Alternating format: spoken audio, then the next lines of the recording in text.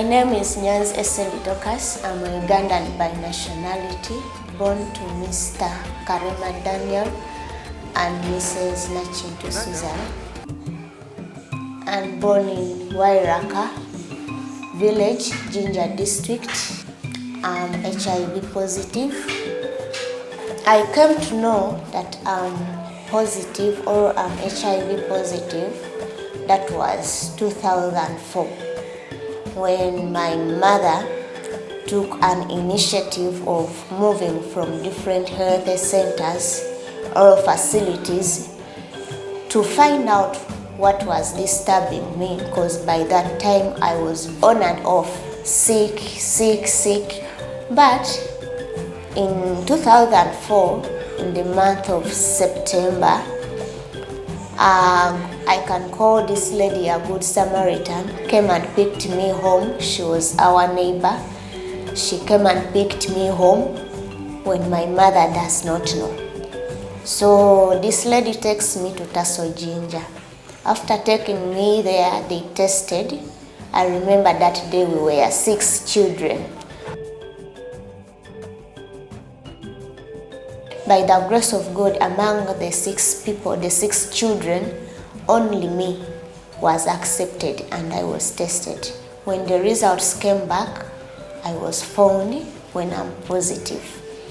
But because I was young, the lady disclosed immediately, though the doctors didn't tell me, but for the lady, she came and disclosed immediately, yes, DORCUS, you are HIV positive. And since I was young, I didn't take it as something big. For us, we went back home after being given the results. We went back home.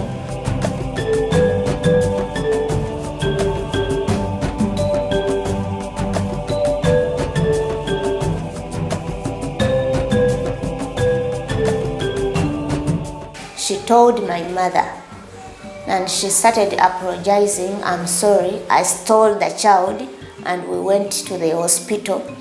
So she started narrating the story to my mother, the way I was found positive. And even my mother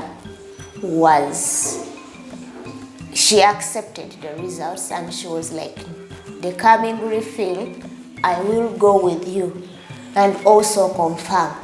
So when the next month came for the refill, we went with her, the 3 of us, me, my mother, and the lady that took me for that test. We went back.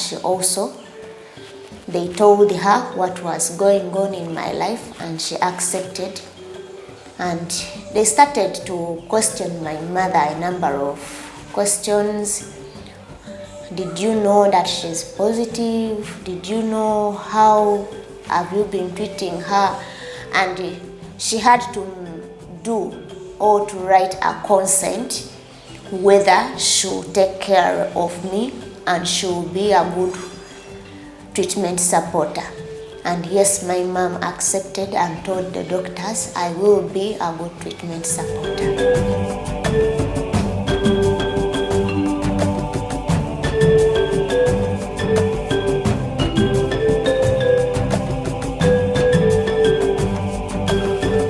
So this mother of mine I'm speaking about, as many people have grandmothers or grandparents. So to me, she wasn't a grandmother. She was like a mother, a real mother. Because by then, I'm a person who have grown and I have never seen my biological parents. I was told my father, my biological father, died when even I was still in my mother's womb. So I have never seen my father biologically.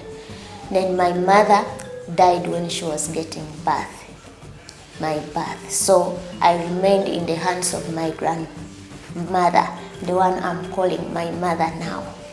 It is suspected or it is believed that my parents died because of HIV. And these people, I got this virus through by birth when my mother was taking my birth. And also my parents, in this they didn't know.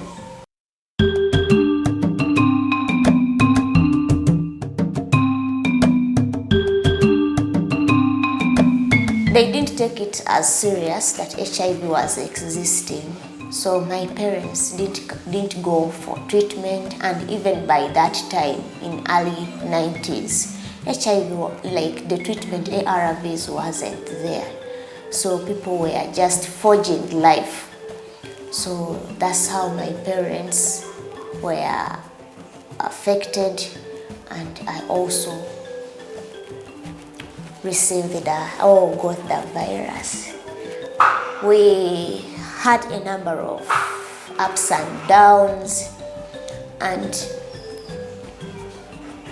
my mother or my grandmother, she struggled a lot to see that right now you are seeing the person in the camera. She made her effort to see that DORCUS is something. I remember I used to fell sick. I remember there is a day that I fainted, and I took 3 days when I'm unconscious. So everyone thought I was dead, but by the grace of God, I recovered. Then also, because time comes when they realized I was positive, time came and everyone, some people could fear HIV, people living with HIV, they could fear us. They said that person is going to die very soon, whereby even my real family members or the people I could call that they are my first people or my closest family members, they could also run away from me thinking I was going to die. But my mother, she was there to give a hand, and she was very supportive. Besides these people running away, for her she was like, I'll not leave you, I'll always stand with you. Time could come, and because she was very aged, time could come when she has no money for transport to take me for refill, and when you have been put in ARVs, you have to at least have a good balanced diet. But time could come when she has no money to take care of, get this. So it was kind of hard for her, but she struggled. As a parent who has committed herself to take care of me, she made all her effort to see that I'm someone. In this, time came because of the stigma I was facing in my family and even in the community, because some of my family members reached to the point or to the extent of moving and going to the community, exposing or trying to tell people how I am or how I'm living. And it affected me, because even in school, I remember I was at school and I wanted to play with a certain child, but people could chase me. For us, our parents refused us to play with you. You are going to infect us. That hurted me, and I came back home crying, telling my mother, you mean I'm going to die? I'm not going to have any friend in life? But my mother told me one thing. She was like, I'm your friend. Worry not, I'm here to support you, and I'll always be a friend of yours. And indeed, she was a good friend. When I finished my primary, and by the grace of God, I performed very well. Though I was on and off in school, today you go, the following day you don't attend because you are sick. You take a month when you are not going to school, but still, God helped me and I performed well.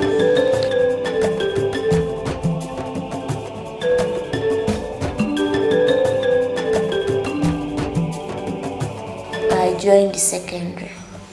And in secondary, it was somehow worse, whereby I hated myself. I hated life. I was like, I wish I could die. So when I reached senior one of my auntie takes me in a certain school where I was, and she disclosed it to the head teacher. After disclosing, the head teacher didn't tell me that the aunt had disclosed to her. But time comes for going back for refills or to pick my medication. I told my HO, the head teacher, I told the head teacher, I want to go back home. The head teacher was like, it is fine, you can go. But in this, the head teacher was a good person, whereby he didn't, I have never had any word or anyone talking about DORCUS that is HIV positive in that school. But life comes hard when I was in the dormitory. You know, students, they are somehow stubborn. A certain girl came in my suitcase and she saw my tabs. Guys, it was like I want to just enter into hell. The girl started talking about me, spreading the news in the entire school, telling everyone the way I was positive. And how this girl comes to know, she had a sister who was working with these people, who was working with people who are HIV positive. So she knew everything and she started spreading the news to the entire school. From there, I stopped taking my medication. However, I could not miss to go for refills. I could go pick the medication from the facility, but I could not take them. So a person who was adhering well, I started declining health-wise.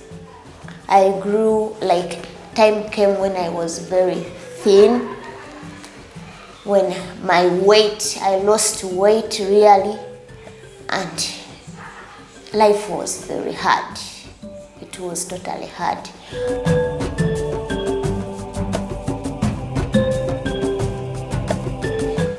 I remember a day I went and I took my medication. Since I had the other thing of taking, not taking, taking, not taking, I forgot that day that I took. And I had to sneak, enter in the dormitory again. And I took another dose for the medication, or RVs.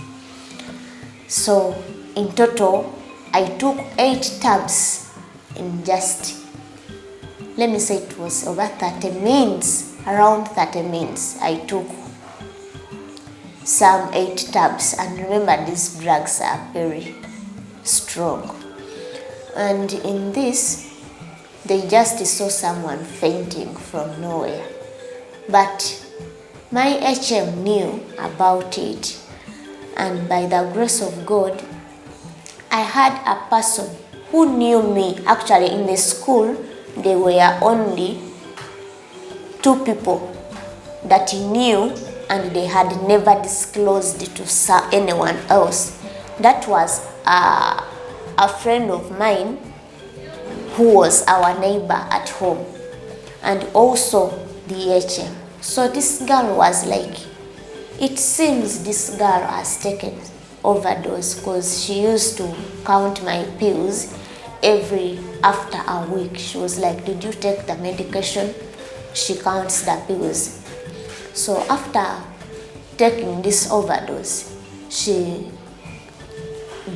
some sense comes into her, and she was like, let me go count the pills. So this person finds that I had taken 8 tabs at once. So That's when life became so hard, and then there I totally stopped taking my medication. And in this I took 2 years when I don't take medication. 2 years. But I could not miss go pick them from the facility, come keep them somewhere, and I could make sure that my mother does not see them.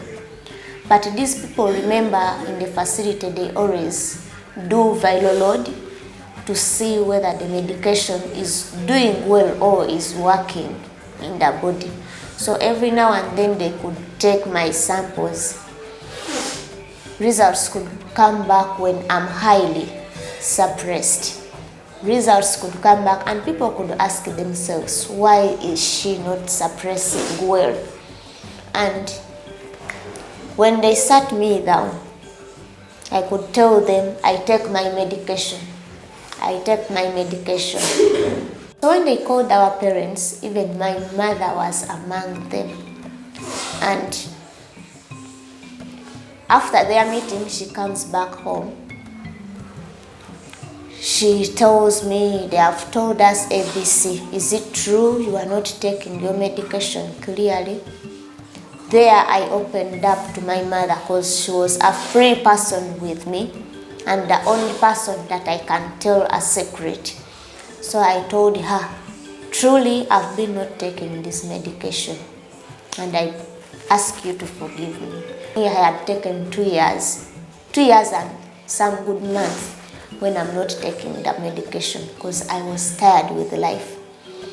And I remember I told my mother, I wish I die, because even people were against me, my family members, and it was hard. So she was like, no, I'm there for you. You take your medication. I'll always support you. So there I picked out. I started taking the medication till date. I'm taking my medication.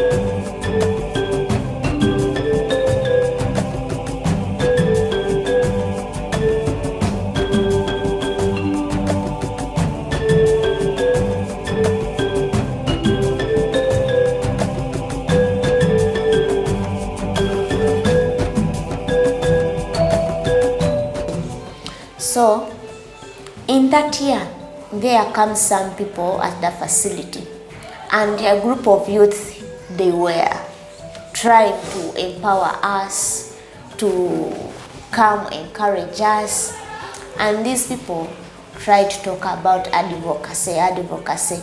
So I loved what they were doing. So I asked them how to join the team.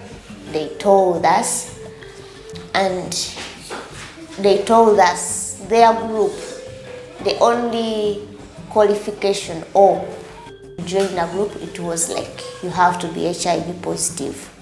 Then I was like, yes, that is number one, I'm HIV positive.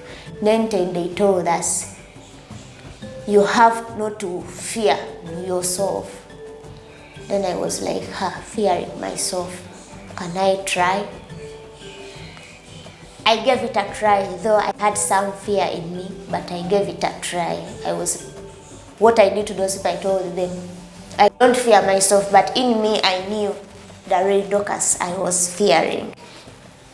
So there I go, join the team, and that was Uganda Network of Young People Living with HIV, supporting youth by making out pageants, Y+ pageants, or young people living with HIV come out with a pageant, a beauty pageant, where we get the Miss and the Mr., a person who can represent his or her fellow in different regions and nationwide. So I go into that beauty pageant, and by the grace of God, I won. So after winning in the regions, I won, and after there, we went to the finals. In the finals, I didn't make it. So, but in the regions, they think of this beauty pageant supported my life more, and I gained courage. So I started fighting for my fellows, beginning with the family. In their families, we speak for them. Those who hasn't had hearing well, we speak to them, because for me, I had gained courage. And after 6 months, they took my vial load and I was doing well. So that's how I enter into advocacy work. And in this advocacy work, I don't regret. I don't regret, because it has really empowered me. It has really worked for me. Standing for someone, it is something that is very good in life, that I cannot even think of leaving, be it any time, and I cannot even think about it, leaving the advocacy work. So in this advocacy work, according to the things we have been doing, we were doing with Uganda Network of Young People. So after me contesting, there are some people that loved what I was doing, and they also were like, I want also to be the Miss Y Plus or the Miss Younger Positive. I want also to become the Miss Younger Positive. So I tried to mentor some group of youths, and they also contested, and they went through. Some even went through even at the national level. So we thank God with it for that. And when we sat together with these girls and boys that have been mentoring, we were like, we can do something in Eastern region to empower the young people. That's how we come with the talking heads.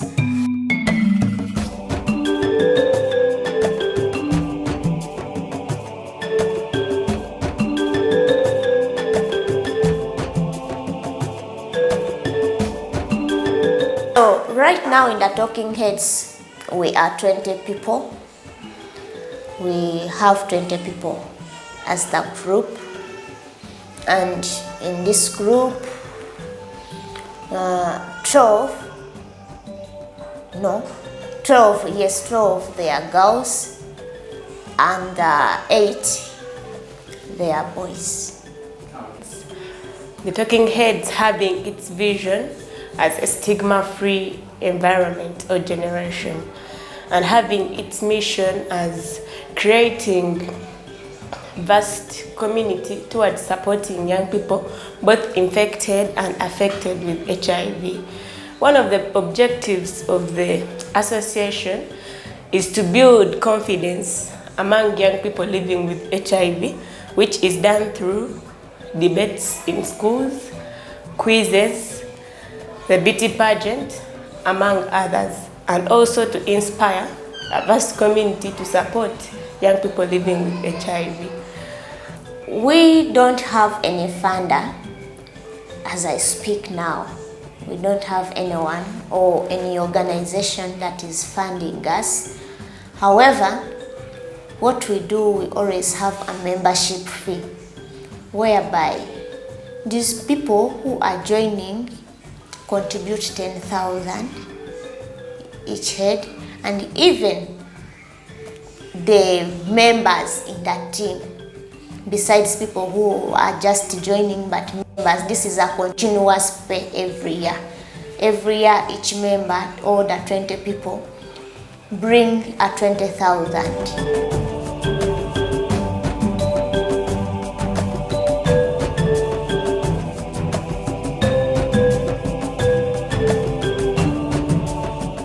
For a long time, we've been working together with Nyanzi, DORCUS ESERI. She's hardworking, she is kind, she's precious, she's not too much, she's just enough. In fact, she's the most stunning out of God's creation, if I may say.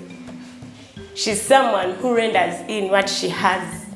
She uses the resources at her own disposal in the matter concerning the lives of young people living with HIV. She is one of the masterpieces in the Talking Heads. If it wasn't her, we could not be standing, because I believe two heads are better than one. So after her sitting with me, that's when we came up with the idea of fighting for the rights of young people living with HIV. So I'll say she's a super lady, she's ready to work, she's a good listener. I mean, she has all qualities a good leader is expected of. Besides the Talking Heads, outside there, I'm working with Mothers to Mothers Uganda, an organization that stands in for women, but not only women. We believe we stand in families, because women, they are our first priorities, yes, but we come to know that in a family, we always have a mother, a father, even the children. So when we talk about women, we believe that if a woman is healthy, the man is healthy, even the children are healthy. So in this we say, a happy woman is a happy family. As mothers, I'm working as a mentor mother in the community. I move in different communities. Actually, I'm allocated to some communities to support the young mothers that are there, mainly those who are living positive and negatives also, because we believe we cannot end the pandemic if we are leaving out those who are negative. So we have to work together to see that the pandemic by 2030, as we say, is no more. So with Mothers to Mothers, our head office there in South Africa, and the offices, the Uganda offices, they are in Jinja City at Chira Road. I also work with Church of the Nazarene, Uganda Central, and in Church of the Nazarene, Uganda Central, leading the children's ministry and working as the director or coordinator children's ministry in Uganda Central. I know what it means, and by the way, entering in the children's ministry, it is also a story to tell. Before entering this children's ministry, one of my mentors, that was Shama Hilda Akoi, she used to give me different assignments, how she could come and tell me, help us in the treasury, you keep the children's finance. I helped them, I kept the finances. Then after, I'm a person who loves music, dance and drama. So she could come and tell me, Dorcas, can you help us in training these young people, some songs, some dance? So I joined it. I started training the young people. Then after, she started, there is a way this lady could motivate me in the children's ministry. After she comes and tells me, no, today I want you to come and assist me in the Sunday school classes. So when I joined the classes, my first time, it was very amazing. I loved the classes. And I was like, next time I'll come back. So I entered into the children's ministry slowly by slowly.